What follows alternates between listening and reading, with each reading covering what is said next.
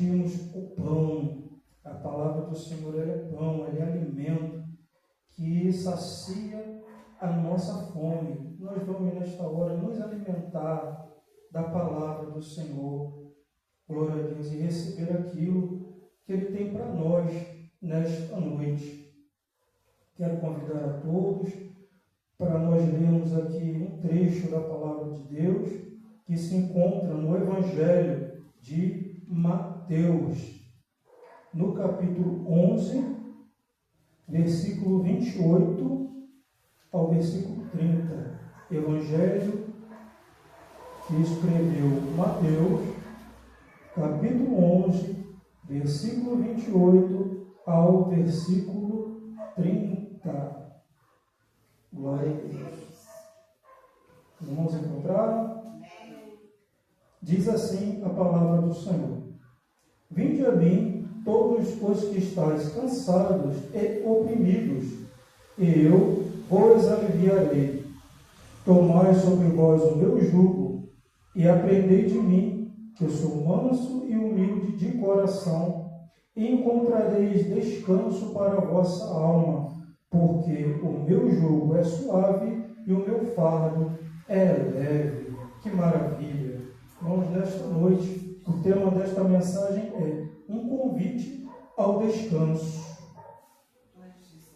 Jesus sempre tem convites especiais para nós, para a humanidade.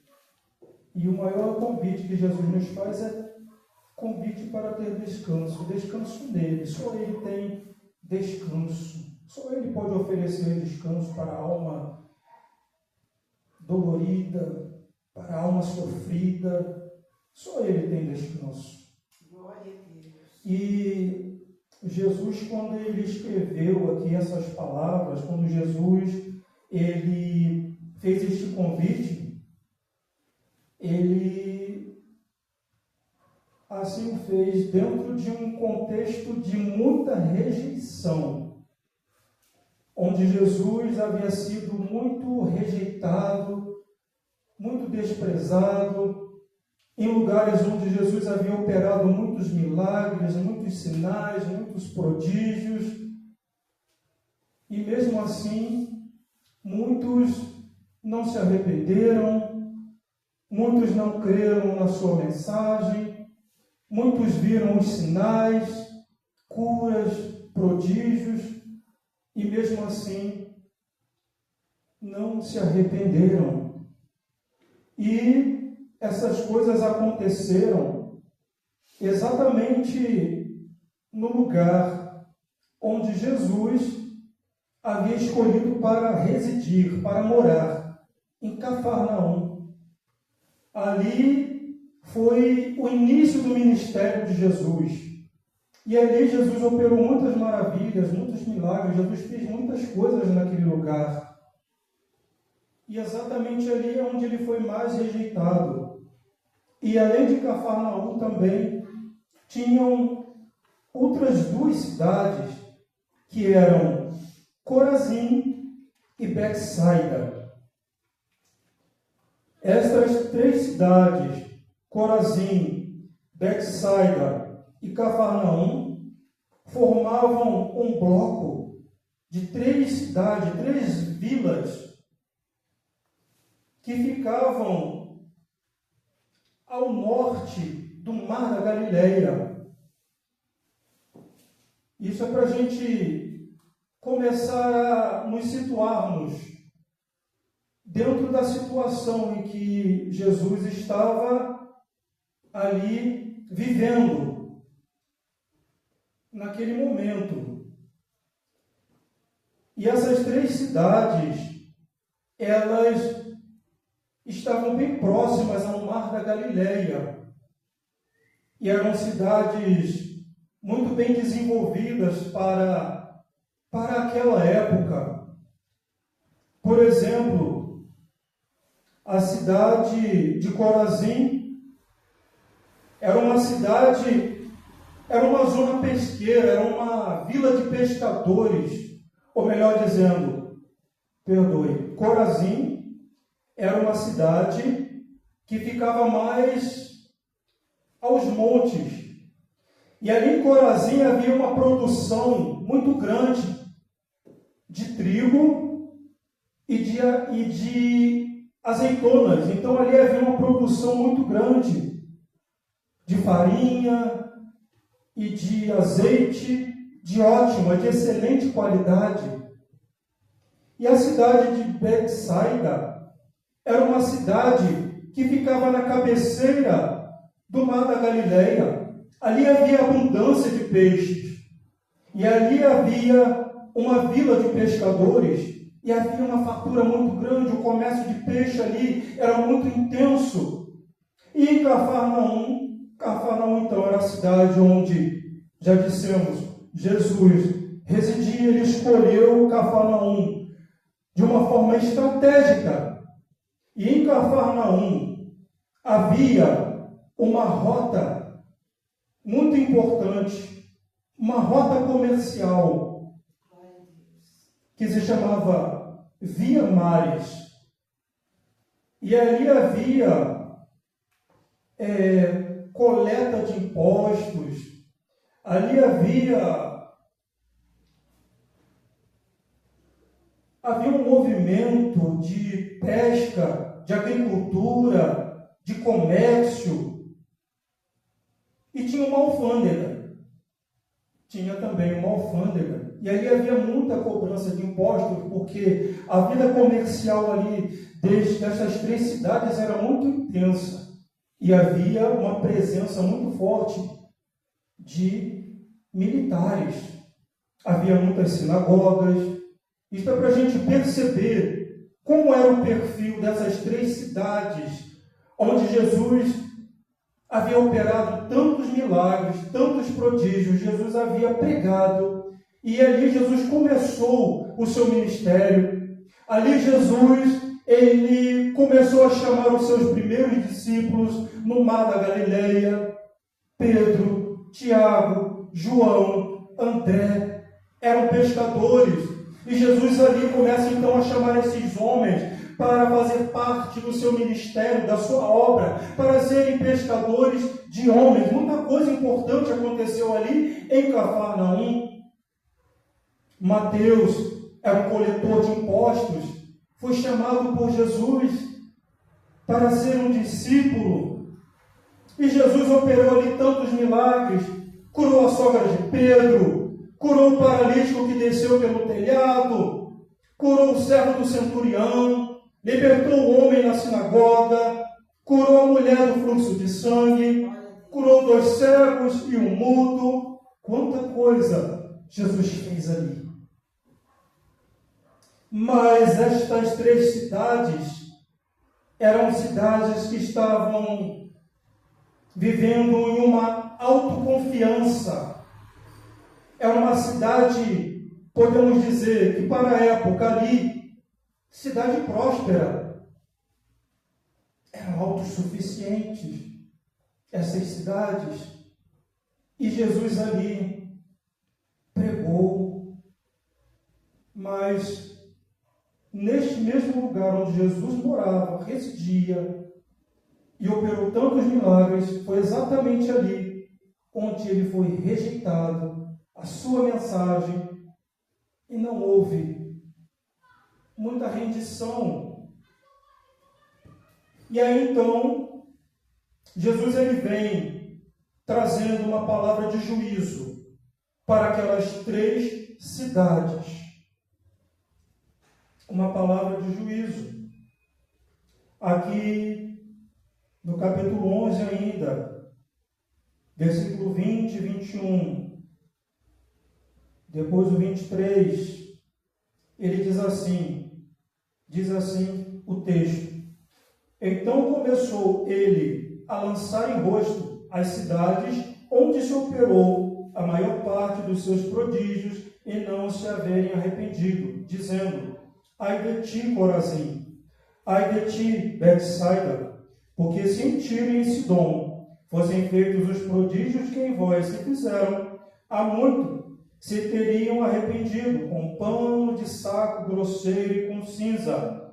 E tu, Cafarnaum, que te ergues até o céu, serás abatida até o inferno, porque se em Sodoma e Gomorra tivessem sido feitos os prodígios que em ti se operaram, teria ela permanecido até hoje. Os habitantes de Corazim, de Betsaida, de Cafarnaum, tinham plena condição de compreender a mensagem de Cristo, porque a maioria dos habitantes destas cidades eram judeus.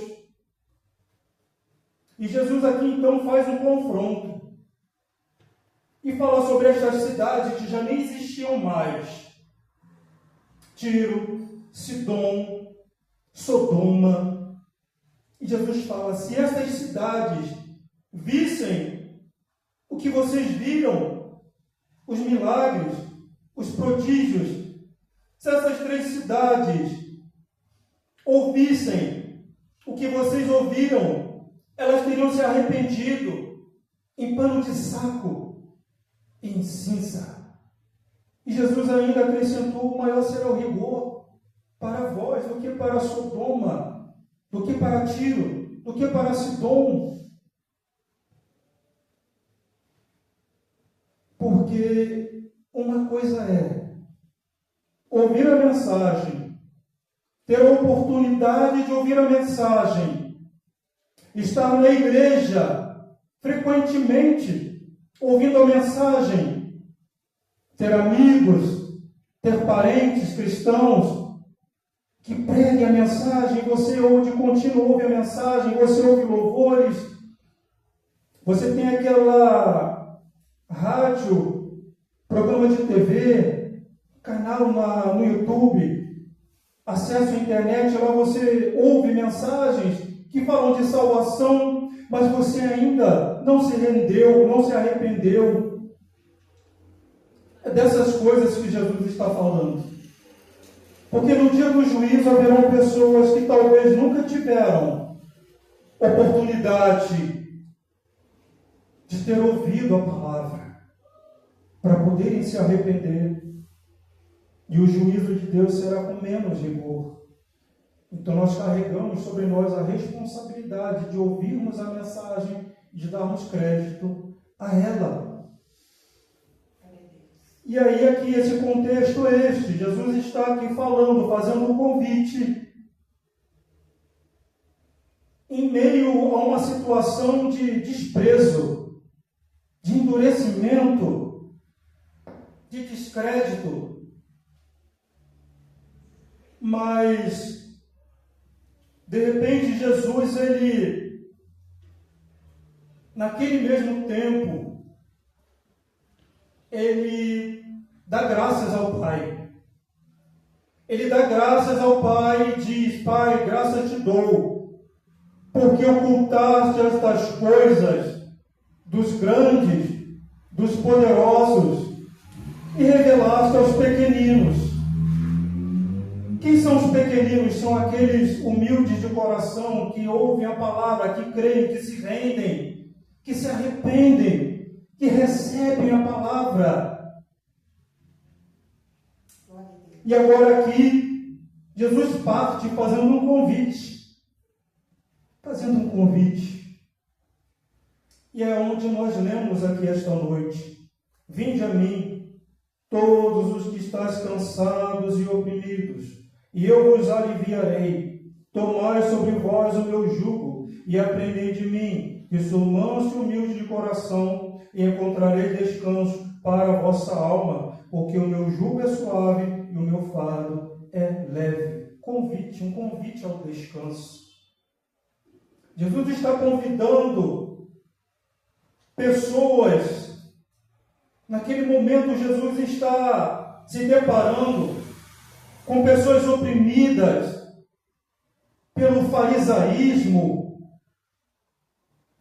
pelo tradicionalismo, pelo peso da religiosidade da época, por um fardo pesado que eles não conseguiam suportar. Jesus está ali transmitindo a mensagem, fazendo um convite a pessoas que estavam oprimidas debaixo de um governo, em uma situação de ameaça o tempo todo, de humilhação, sendo dominados dentro da sua própria pátria, dentro da terra onde eles haviam recebido a promessa do Senhor e agora estavam ali oprimidos pelo governo romano.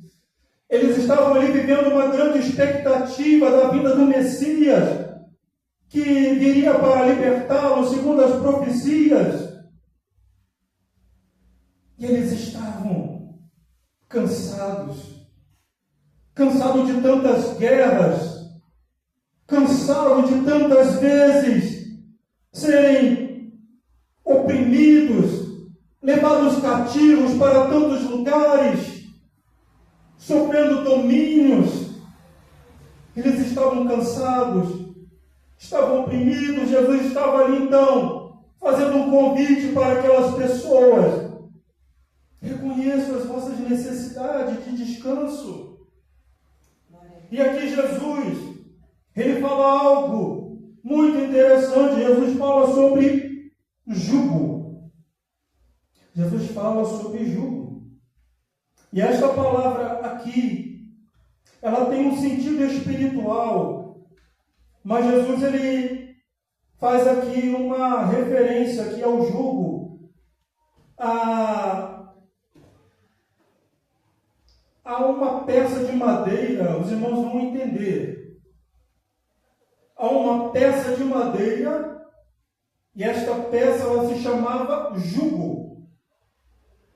E essa peça era colocada sobre o pescoço de 2 bois. E esses bois eram usados, se existe ainda esse equipamento, este jugo, eu não tenho conhecimento, mas pode ser que ainda seja usado em alguns lugares de interior, eu não sei. Mas aqui, no contexto aqui, se refere a este jugo, a esta peça que era colocada no pescoço dos bois. E como o trabalho de arar a terra, ou de transportar grandes cargas, era pesado para um boi só, então este jugo era colocado no pescoço de 2 bois, e aquele peso era dividido igualmente entre aqueles 2 animais. E o trabalho ficava mais leve, o trabalho ficava mais fácil, o trabalho ficava mais suave. Já não era mais um boi, era agora 2 bois, aliviando o jugo um do outro. E aqui tem um sentido espiritual muito profundo, muito interessante, porque Jesus nos convida a tomarmos o jugo dele. E Jesus não está dizendo assim: eu vou tirar o teu jugo. Mas ele está dizendo: eu vou trocar o teu jugo. Eu vou tirar esta carga, este peso, este jugo de opressão que está sobre o teu pescoço, que está sobre ti, e vou trocar pelo meu jugo, que é suave.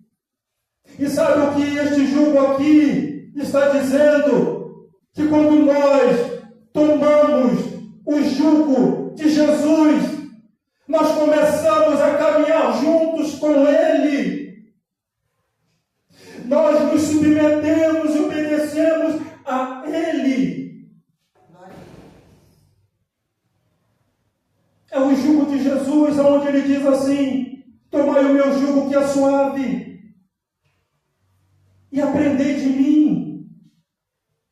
É caminhando com Jesus, é aprendendo com Jesus, é recebendo das mãos de Jesus, que o jugo se torna suave, que o fardo se torna leve. Jesus aqui ele não está dizendo que ele vai tirar o jugo, mas que ele vai trocar. Ele não vai tirar o fardo, os problemas da vida, que tornam a vida pesada demais. Ele está dizendo: Eu vou te dar o meu fardo. Eu vou te ajudar. Eu vou te dar refrigério. Eu vou te dar paz. Eu vou te dar alegria. Eu vou te dar ânimo. Eu vou te dar renovo. Entenda aqui o que Jesus está fazendo. Ele está oferecendo um convite para a vida.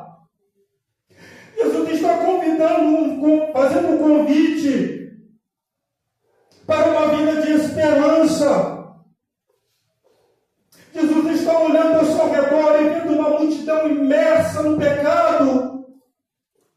Jesus está olhando para a multidão e vendo pessoas imersas em doenças, em problemas, em fome, em miséria, em desprezo. Pessoas possessas. E Jesus está ali oferecendo um convite.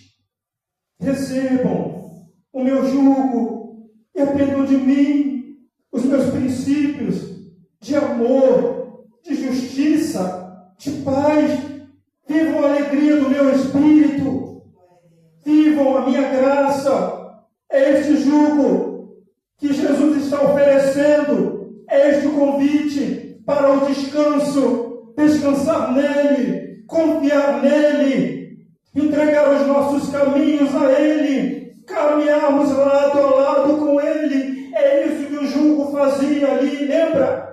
Os bois com o jugo no pescoço, andando junto, dividindo as tarefas, tornando o trabalho mais fácil.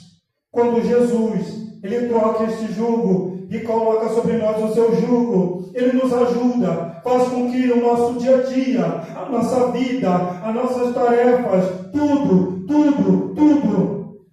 se torne mais fácil com a sua ajuda. Com a sua ajuda. Só Jesus pode promover a paz que o mundo precisa. Só Jesus pode trazer o perdão que o mundo precisa. Há muitos atormentados de espírito. Há muitos atribulados na alma, desesperados, amargurados, sem esperança, vivendo à sombra do medo, da desconfiança, da incerteza. O que será amanhã? O que será de mim? A economia, as doenças que assolam todos os dias, os noticiários, tantas mortes, tantas catástrofes, e tudo isso assusta, tudo isso oprime, tudo isso traz dias de incerteza. E Jesus estava transmitindo isso e fazendo este convite para o descanso, querendo dizer o seguinte: eu sou a esperança que o mundo precisa, eu sou a paz que o mundo precisa, eu sou aquilo que você exatamente precisa, o que o teu coração precisa. Nesta noite, Jesus está convidando homens, mulheres, jovens, de todos os lugares, de todas as nações. Jesus está fazendo um convite para caminharmos com Ele. Jesus quer caminhar contigo. Jesus quer caminhar com você. Jesus quer dividir com você coisas tão excelentes, coisas tão grandes, coisas tão preciosas, coisas que você não conhece, mas que você precisa conhecer. A paz que só Ele pode dar, só Ele pode trazer para a sua família. A sua família está em pé de guerra. Verdade, Jesus. Esta paz que está faltando no teu coração não está permitindo que você tenha bons relacionamentos.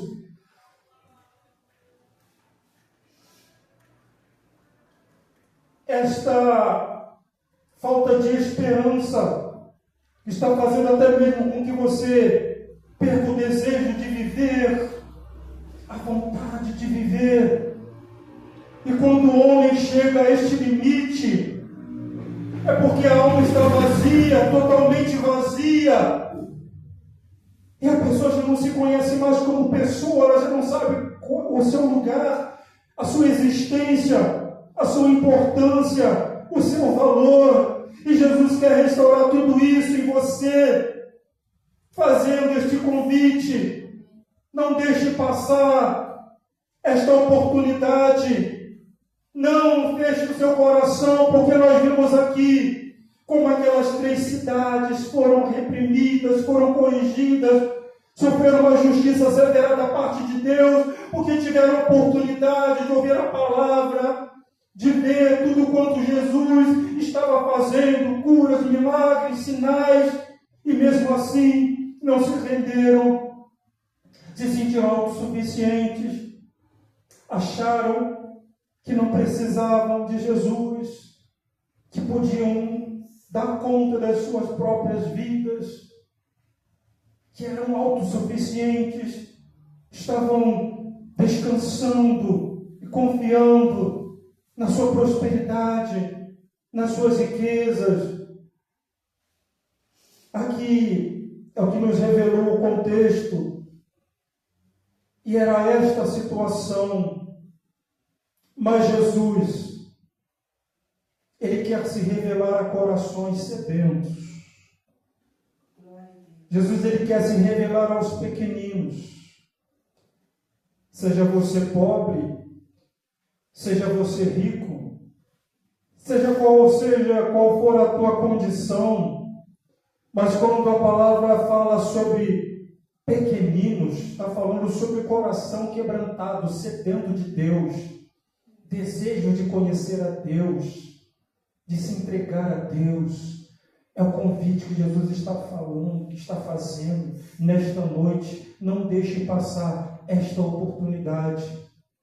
Aceite o convite de Jesus.